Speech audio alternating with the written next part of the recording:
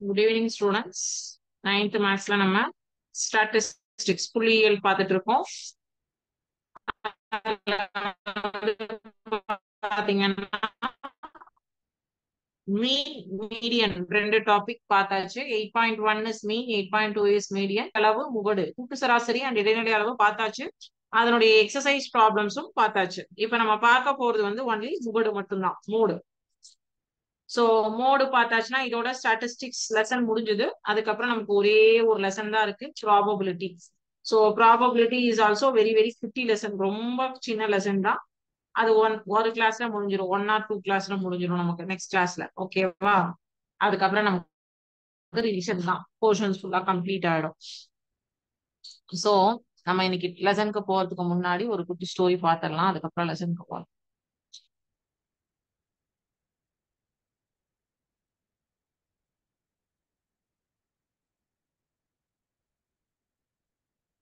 Okay, இந்த image பார்த்தா உங்களுக்கு என்ன தோணுது?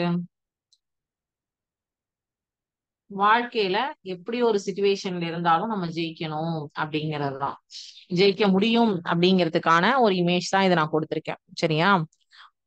ஒரு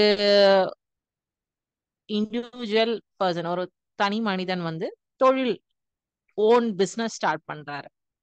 ஸோ அந்த பிசினஸ் ஸ்டார்ட் பண்ணி அவர் வந்து ஒரு ஆவரேஜ் லெவல்ல போயிட்டே இருக்காரு. ஒரு சர்டைன் பீரியடுக்கு மேல நல்ல லெவலுக்கு வராரு.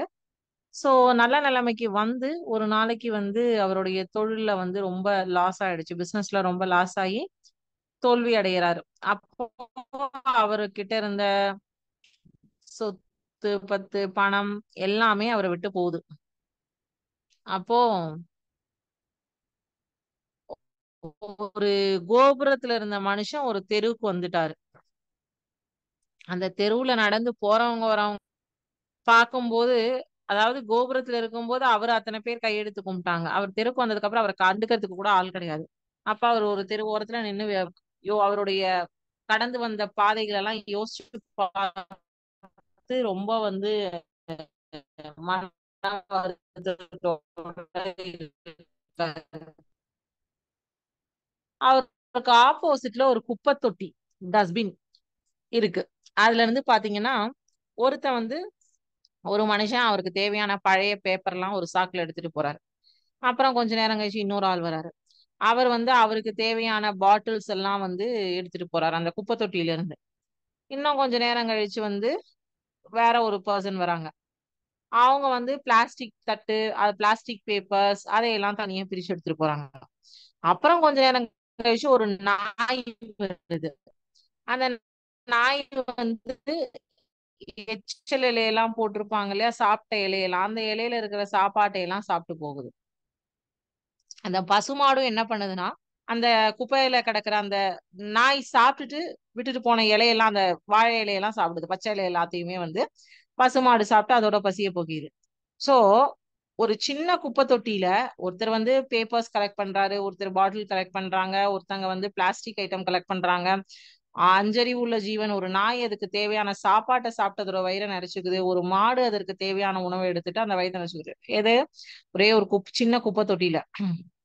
சோ ஒரு குப்பை தொட்டி, ஒரு டஸ்ட்பின்ல வந்து இத்தனை பேர் வந்து அதுல இருந்து பிழைச்சு உயிர் வாழ்றாங்க அப்படின்னா, அப்போ இந்த இவ்வளோ பெரிய உலகத்துல பறந்து விரிஞ்சு கிடக்குற இந்த இவ்வளோ பெரிய உலகத்துல நம்ம எல்லாருமே எப்படியாவது பொழப்பு நடத்தி பிழைச்சு உயிர் வாழலாம் அப்படின்னு சொல்லி அவர் மனசை வந்து திடப்படுத்திட்டு, அவருக்கு தோல்வி இல்ல, இனியும் என்னால வந்து திருப்பியும் வெற்றி அடைய முடியும், என்னுடைய பழைய தொழிலை என்னால திருப்பியும் தொடங்க முடியும் அப்படின்னு சொல்லிட்டு அவருக்கு வந்து இந்த பரந்த உலகுல நம்ம வந்து ஜெயிக்கணும் அப்படின்னு மோட்டிவேட் ஆகுறாரு. அந்த மாதிரி எல்லாருமே வாழ்க்கையில தோல்வி அப்படிங்கிறது கிடையாது. ஒரு தடவை தோல்வி அடைந்தாலும் திரும்ப திரும்ப அந்த செயலை திருத்தி கொண்டு சரியாக செய்வதன் மூலம் வெற்றியை காணலாம் அப்படிங்கிறது தான் இந்த கதையிலிருந்து நீங்க தெரிஞ்சுக்கக்கூடிய ஒரு கருத்து.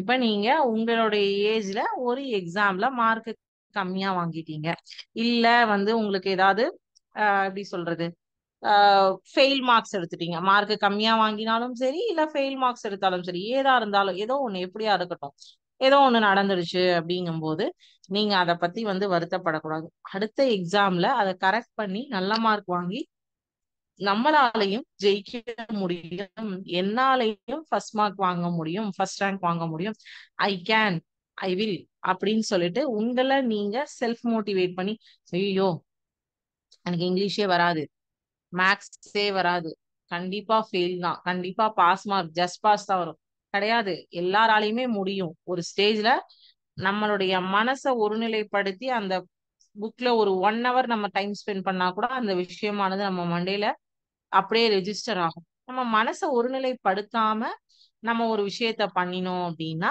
கண்டிப்பா நம்ம மனசு அலைப்பாய்ந்து கொண்டேதான் இருக்கும். நம்மளால ஒரு கன்க்ளூஷனுக்கு வர முடியாது. ஓகேவா? சோ இந்த கதையில இருந்து உங்களுக்கு தோல்விங்கிறது என்னைக்குமே கிடையாது. வெற்றியை நாம் தோல்வியை வெற்றியாக மாற்ற வேண்டும். ஓகேவா? ஓகே. சோ இப்ப நம்ம என்ன பார்க்க போறோம்? முகடு, மோடு, மீன் பார்த்தாச்சு, மீடியன் பார்த்தாச்சு. இப்போ மோடு பார்க்க போறோம். சோ மோடு அப்படின்னா என்ன? முகடு அப்படின்னா என்ன? முகடு அப்படின்னா சிலருக்கு தெரியலாம். இந்த மலை மேகங்கள்லாம் அப்படி வந்து நம்ம எல்லாருமே பார்த்திருப்போம். இப்படி போயிட்டு போயிட்டு வருது இல்லையா? மேகங்கள், மலைகள் எல்லாம். சோ அத வந்து நம்ம வந்து முகடு அப்படின்னு சொல்லி அப்படின்னு சொல்லிட்டு.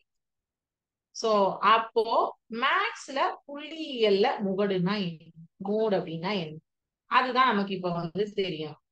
நமக்கு மலை பிரதேசங்களில் இந்த மாதிரி வளைவு நெளிவுகளை முகடு அப்படின்னு சொல்லி சொல்லுவோம் அப்படிங்கிறது எல்லாருக்கும் தெரிஞ்ச ஒரு விஷயம். பட் கணக்குல நம்ம எதை வந்து முகடுன்னு சொல்லி சொல்லுவோம், எப்படி முகடு அப்படிங்கிறத சொல்லி காட்டுவோம் அப்படிங்கிறது தான் நமக்கு இங்க தெரிஞ்சுக்க வேண்டிய ஒரு விஷயம். சோ அததான் நான் இப்ப சொல்ல போறேன் உங்களுக்கு.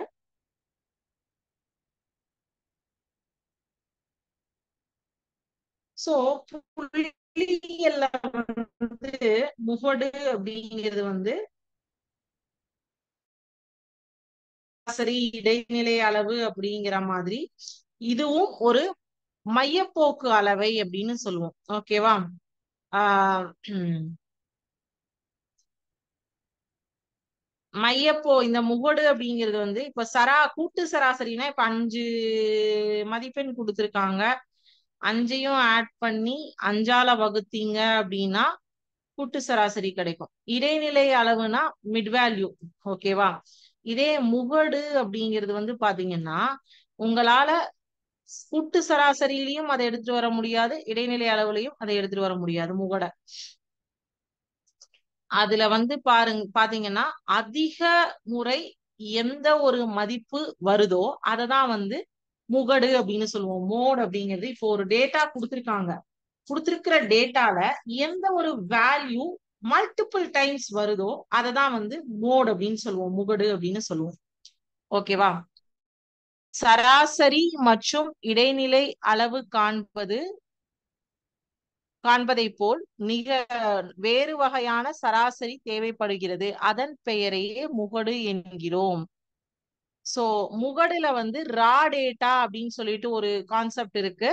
ஆஹ் அதுல வந்து வகைப்படுத்தப்பட்ட நிகழ்வெண் பரவல், அன்குரூப்டு வகைப்படுத்தப்படாத நிகழ்வெண் பரவல், அன்குரூப்டு ஃப்ரீக்வன்சி டிஸ்ட்ரிபியூஷன், செப்பனிடப்படாத தரவு ரா டேட்டா அப்படின்னு சொல்லுவோம்.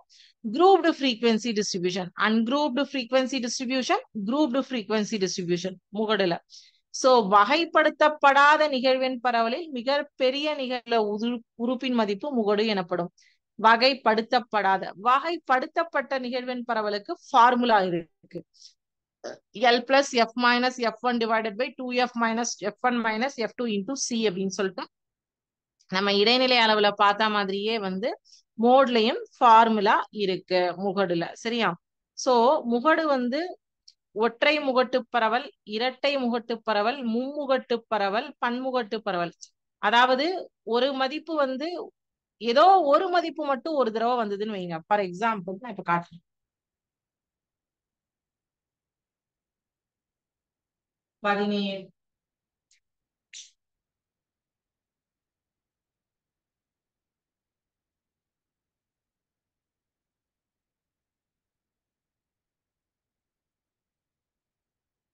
17, 18, 20, 20, 20, 21, 21, 22, 22. இப்போ இங்க வந்து எனக்கு ஏதோ ஒரு value two times multiple times வந்ததுன்னா அத வந்து நீங்க முகடுன்னு சொல்லி எடுத்து எழுதுவீங்க. பட் இங்க 3 நம்பருமே மல்டிபிள் டைம்ஸ் வந்திருக்கு. அப்ப எனக்கு இங்க முகடு என்ன? 20ம் முகடு தான், 21ம் முகடு தான், 22ம் முகடு தான். பட் இது வந்து மும்முகட்டு பரவல் அப்படின்னு சொல்றோம். மூன்று முகடுகள் உள்ள பரவல் வந்து மும்முகட்டு பரவல் அப்படின்னு சொல்லுவோம். 2 முகடுகள் இருந்தா அது இரட்டை முகட்டு பரவல் அப்படின்னு சொல்லுவோம். ஒரே ஒண்ணுதான் இருந்ததுன்னா அத ஒற்றை முகட்டு பரவல் அப்படின்னு சொல்லுவோம். ஓகேவா? இதுதான் வந்து உங்களுக்கு நேம்ஸ். அதாவது ஒற்றை முகடு, இரட்டை முகடு, மும்முகடு. ஓகே. இங்கிலீஷ்ல unimodal, bimodal, trimodal, multimodal. Unimodal, bimodal, trimodal, multimodal. ரெண்டு இருந்தா மாடல், மல்டி 3க்கு மேல இருந்ததுன்னா பன்முகடுங்கிறது மல்டி மாடல். ஓகேவா? So ungrouped frequency distribution, the value of the item having maximum frequency is taken as the mode. Ungrouped இருக்கும்போது. grouped இருந்தா உங்களுக்கு ஃபார்முலா கொடுத்திருக்காங்க. அது என்ன ஃபார்முலா சொல்லிடு. ஃபார்முலாவை சொல்லிடுறேன், அப்புறம் சம் பார்க்கணும். mode equal to L plus F minus F1 divided by 2F minus F1 minus F2 into C.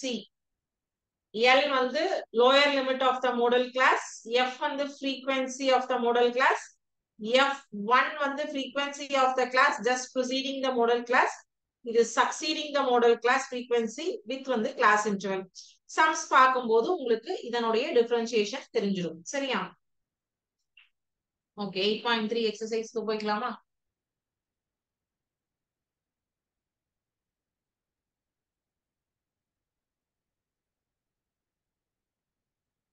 முகடுங்கிறது இயற்பியல்லையும் உண்டு, கணிதத்திலயும் உண்டு. இயற்பியல்ல வந்து அதிர்வெண்கள் அப்படின்னு சொல்லுவாங்க. frequencies வந்து அதிர்வெண்கள். அந்த சிம்பிள் பெண்டுலம்லாம் சிங்கிள் பெண்டுலம்லாம்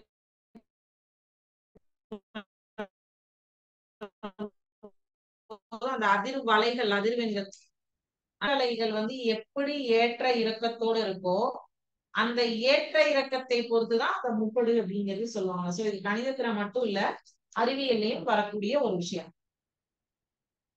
8.3 எக்ஸசைஸ் பார்ட். நம்ம லாஸ்ட் கிளாஸ்ல பார்த்த சிமுலேஷன் தான் இதுக்குமே இருக்கு. சோ அதனாலதான் நான் சிமுலேஷன் உங்களுக்கு செப்பரேட்டா காட்டல. ஓகே. சோ எக்ஸசைஸ் 8.3ல கொஸ்டின் நம்பர் 1 ரீட் பண்றேன். The monthly salary of 10 employees in a factory are given below. First question, 5,000.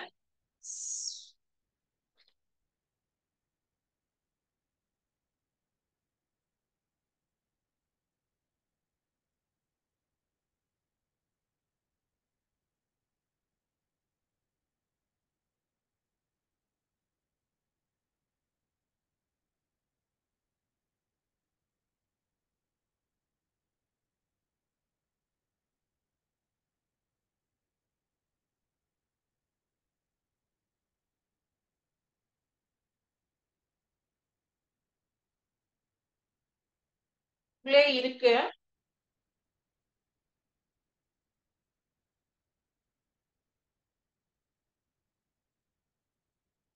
So இது வந்து monthly salary of the 10 employees கொடுத்திருக்காங்க. ஓகே. சோ 10 employees உடைய monthly salary கொடுத்துட்டு இதனுடைய find the mean, median, mode மூணுமே கேட்டிருக்காங்க. Okay.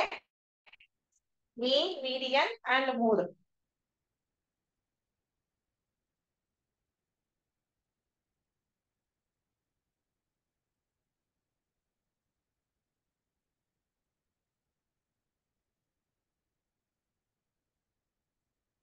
So first நம்ம வந்து மீடியன் கால்குலேட் மீன் கால்குலேட் பண்ணலாம். பட் மீடியன் கால்குலேட் பண்ணணும்னா நமக்கு வந்து அசெண்டிங் ஆர்டர்ல எழுதிக்கணும் இத. சோ அதனால வந்து மீடியன் கால்குலேட் பண்றதுக்காக இத அசெண்டிங் ஆர்டர்ல எழுதிடலாம்.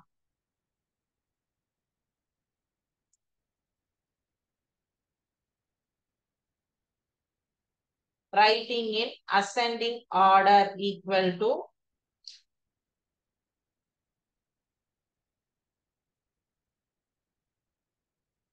5000 5000 3 times இருக்கா?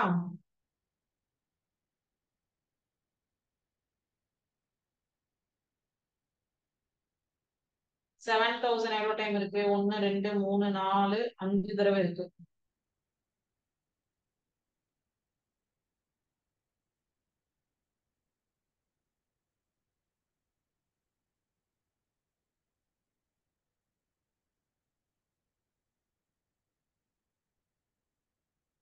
8000 2 தடவை இருக்கு.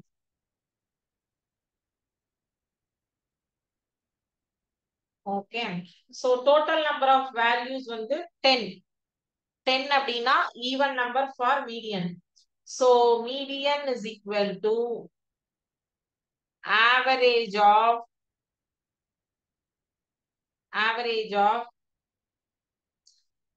10th divided by 2 and 10 by 2 plus 1th value. Okay.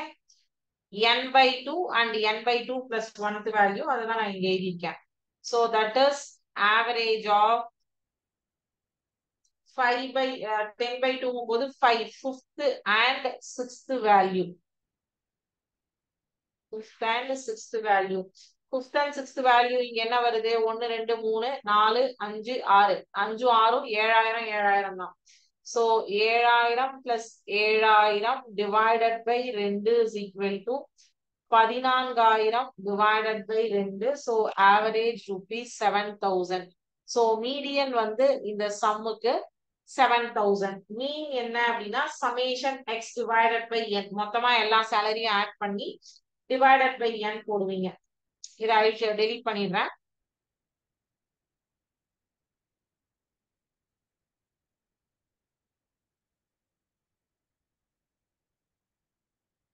Mean x bar is equal to summation x divided by n. So இந்த வேல்யூஸ் அப்படியே எடுத்து எழுதி divided by 10 போடுவீங்க.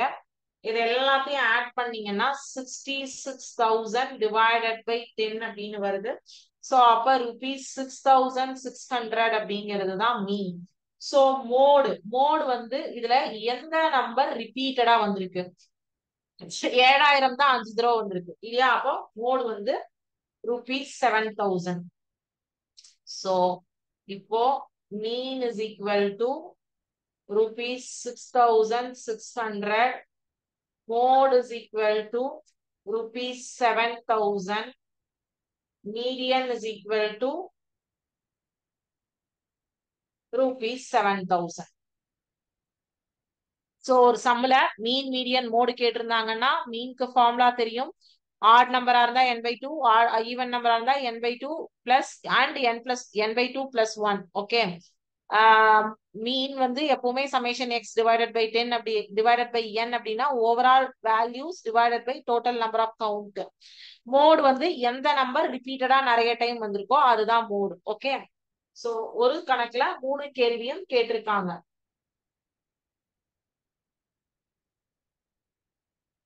புரிந்ததா? இரண்டாவது கணக்கு. Question number 2. Find the mode of the given data. Given data என்ன கொடுத்திருக்காங்க? 3.1, 3.2, 3.3, 2.1, 1.3,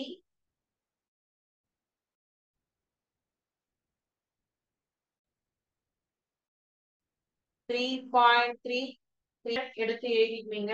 இதுல இந்த டேட்டா 3.1 2 தடவை வந்திருக்கு. 3.3 2 தடவை வந்திருக்கு. மீதி எல்லாம் சிங்கிள் டைம் தான். சோ இதை எப்படி எழுதிக்கணும்னா in this given data 3.1 and 3.3 occurs twice. Therefore, mode is equal to 3.1 and 3.3, that is bimodal.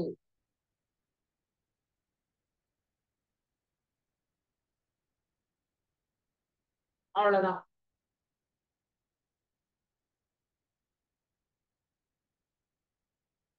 Okay. Question number 3. For the data 11, 15, 17, x plus 1, 19, x minus 2, 3. If the mean is 14, find the value of x. Also find the mode of the data.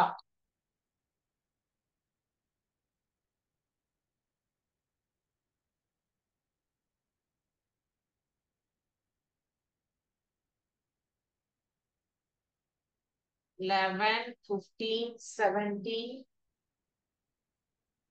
x plus 1, 19, x minus 2, 3. So mean is equal to 14 சொல்லிட்டாங்க. Find the value of x னு கேட்டிருக்காங்க and மோடும் என்னன்னு கேட்டிருக்காங்க. So இதுல mean வந்து x bar is equal to 14 னு சொல்லிட்டாங்க. x bar is equal to 14 given. அதான் mean. ஓகேவா? So அப்ப x bar உடைய ஃபார்முலா என்ன? summation x divided by n. So summation x என்னெல்லாம் கொடுத்திருக்காங்க? 11, 15, 17, x plus 1, 19, x minus 2, 3 divided by எவ்வளவு கவுண்ட் இருக்கு? 1, 2, 3, 4, 5, 6, 7. So நம்பர் எல்லாம் ஆட் பண்ணுங்க, எக்ஸ் எல்லாம் ஆட் பண்ணுங்க. நம்பர்ஸ் எல்லாத்தையும் ஆட் பண்ணோம் அப்படின்னா 66 plus 2 x minus 2 divided by 7. இந்த மைனஸ் 2 சரியா? சோ அப்ப இதை எப்படி எழுதலாம்னா 64 பிளஸ் 2 எக்ஸ் டிவைடட் பை 7ன்னு எழுதிக்கலாம். Okay, so 64 plus 2 x divided by 7 is equal to 14. அதாவது எக்ஸ் பார் கொடுத்திருக்காங்க. So 64 plus 2x is equal to 14 into 7 98. So 2x is equal to 98 minus 64.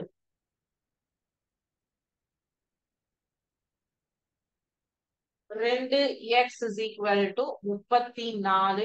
x is equal to 34 by 2. x is equal to 17. So x உடைய value 17 அப்படின்னா இந்த டேட்டால நம்ம கொடுத்திருக்கிற கொஸ்டின்ல கொண்டு போய் சப்ஸ்டிட்யூட் பண்ண போறோம். 11, 15, 17, 17 கூட்டல் 1 18.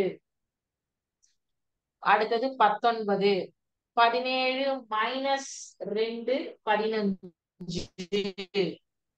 அடுத்தது 3. சோ எது 2 தடவை வருது? 15 மட்டும்தான் 2 டைம்ஸ் வருது.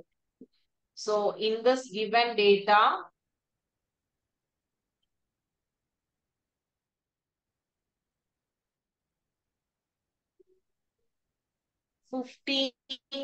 occurs twice. Hence the mode is 15.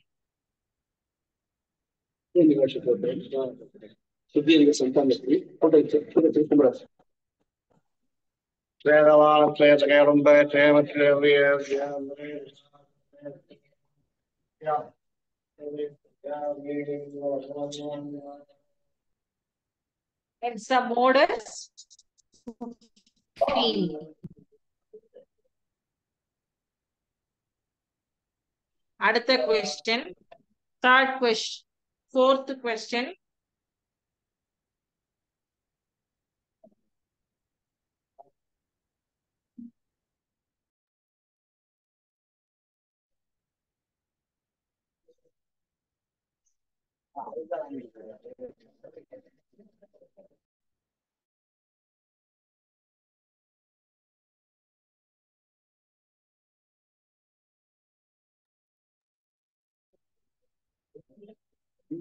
So question number 4.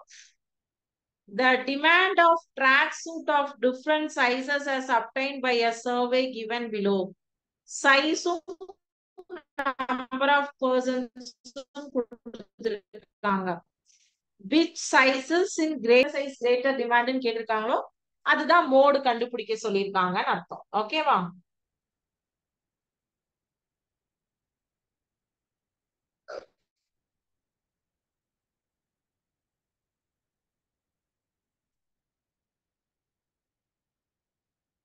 So size-உம் number of persons-உம் நான் எழுதுறேன். Size and number of person.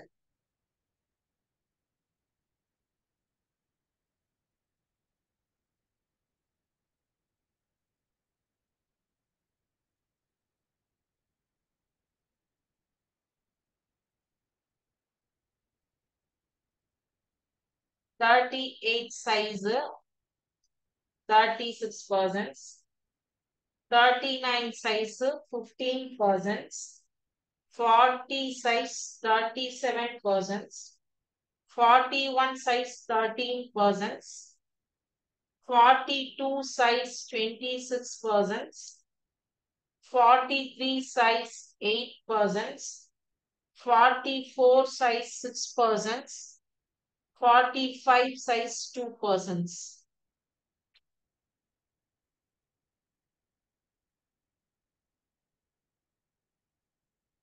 So, size 40 தான் ஜாஸ்தியா இருக்கு இல்லையா? size 40 தான் உங்களுக்கு 37 பேருக்கு தேவைப்படுது. So, size 40 has maximum frequency.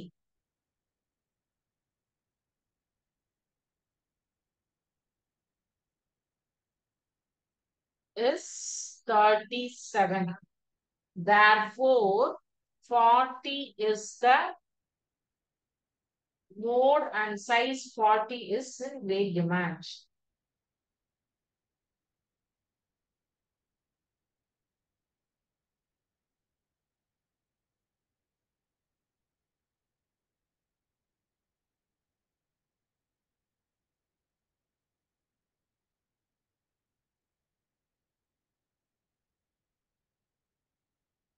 Okay. அடுத்த question. அஞ்சாவது கேள்வி.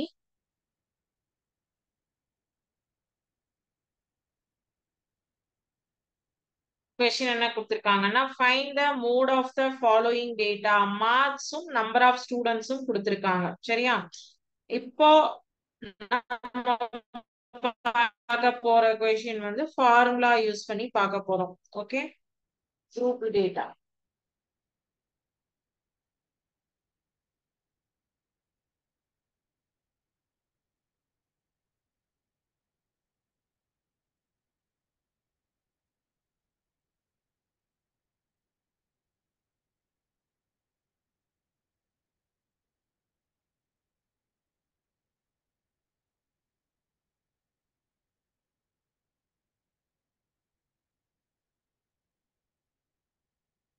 Zero to 10 22 students. 10 to 20 38 students. 20 to 30 46 students. 30 to 40 34 students. 40 to 50 20 students.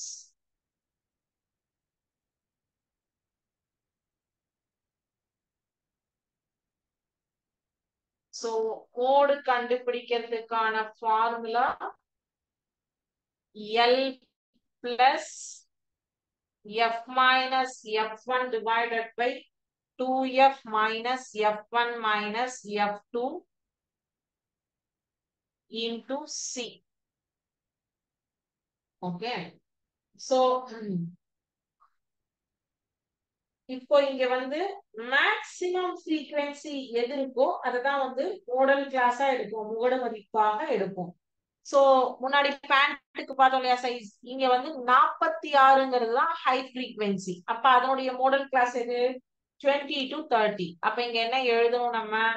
Here model classes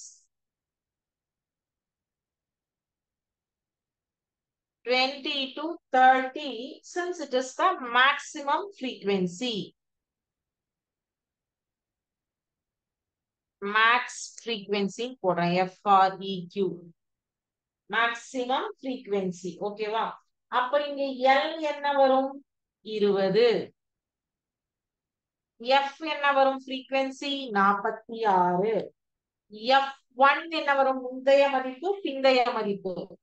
F1 வந்து 38, F2 வந்து 34. அதாவது F க்கு முன்னாடியும் பின்னாடியும் தான் F1 and F2. C class interval வந்து 30 minus 20 is 10. சோ இப்ப நமக்கு ஃபார்முலால எல்லாமே தெரியும், போட்டுடலாமா? L வந்து 20 பிளஸ் F வந்து 46, F1 38, 2 into 46 minus F1 38 minus F2 34 into 10.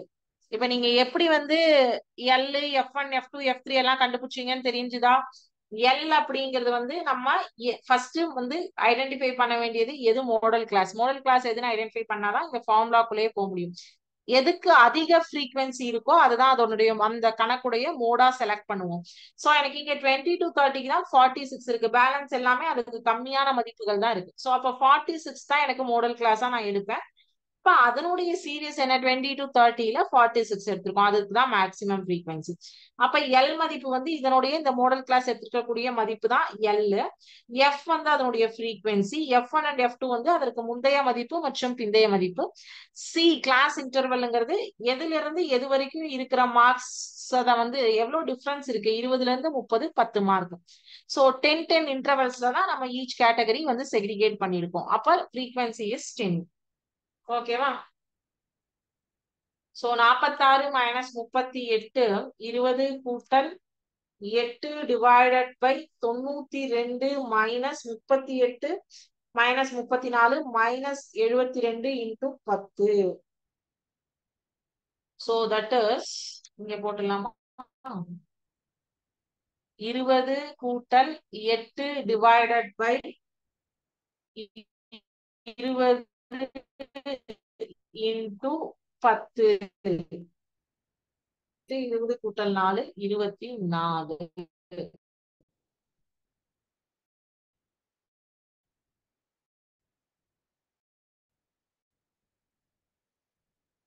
அவ்வளவுதான். ரொம்ப ஈஸி. மோட் வந்து ரொம்ப ரொம்ப ரொம்ப ஈஸி. மீடியன் மட்டும்தான் பொறுத்த வரைக்கும், மீனை பொறுத்த வரைக்கும் ரெண்டுமே ஈஸி. இதுல 6வது கணக்கு வந்து இதே ஃபார்முலா தான். சோ நீங்க அங்க என்ன பண்ண போறீங்கன்னா, நீங்களே தான் வந்து இந்த ஃபார்முலா யூஸ் பண்ணி ஹோம்ஒர்க்கா போட்டு வர போறீங்க. ஓகே, நெக்ஸ்ட் கிளாஸ்ல நம்ம இந்த லெசனுடைய MCQ பிளஸ் அடுத்த லெசன் ஸ்டார்ட் பண்ணிடுவோம். Last lesson in 9th standard maths probability. So 10th standard maths பொறுத்த வரைக்கும் ஸ்டாட்டிஸ்டிக்ஸ் அண்ட் ப்ராபபிலிட்டி ஒரே வரும். 9th மேக்ஸ்ல ஸ்டாட்டிஸ்டிக்ஸ் தனியா, ப்ராபபிலிட்டி தனியா, புள்ளியியல் தனியா, நிகழ்தகவு தனியா வரும். 10thல ரெண்டும் சேர்ந்து ஒரு எக்ஸசைஸா ஒரு பாடத்துக்கு கொடுத்திருக்காங்க. பட் இங்க படிக்கிறது எல்லாமே அங்க உங்களுக்கு யூஸ்ஃபுல்லா இருக்கும். இங்க கான்செப்ட் தெளிவா இருந்தீங்கன்னா. சோ டவுட்ஸ் ஏதாவது இருந்தா கேளுங்க.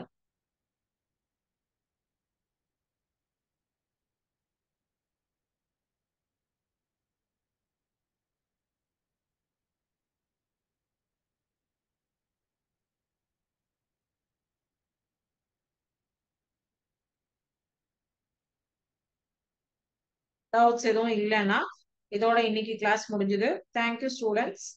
வாழ்க பாரதம், வெல்க தமிழ்.